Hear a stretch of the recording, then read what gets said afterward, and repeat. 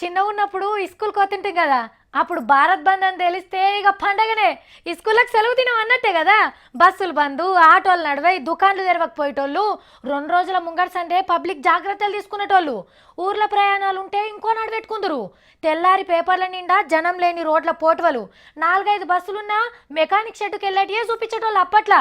ఇలా కూడా భారత్ బంద్ అన్నారు. మరి మీ ఏరియాలో ఎట్లా జరిగిందో మీకు తెలిసే ఉంటుంది కదా. మరి దేశం మొత్తం మీద ఎట్లా జరిగిందో ఓ పారి చూడరుగా. భారత్ బంద్ అన్నారు కానీ అట్లా కనవల్లే. బస్సులు తిరిగినాయి, ఆటోలు నడిచినాయి, దుకాన్లు తెరిచిండ్రు, పెట్రోల్ కూడా పోసిండ్రు, హోటళ్ళు తెరిచిండ్రు, బ్యాంకులో కూడా పైసలు ఇచ్చిండ్రు ఇవాళ. ఇక ప్రతిపక్షాలు రోడ్ల మీదకి వచ్చి ధర్నాలు చేసినాయి.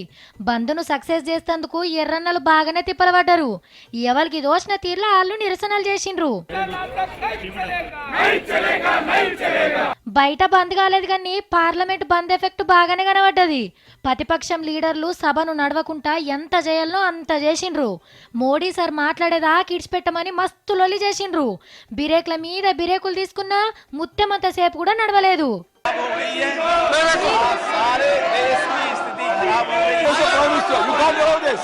అయితే నల్ల పైకం తెల్లగా చేసుకుందాం అనేటోళ్లకు ఇంకో ఛాన్స్ ఇస్తుందట సెంటర్ సర్కార్. పన్ను పేరు మీద ఎక్కువ పైకం కట్టించుకొని ఇడిచిపెడతారట.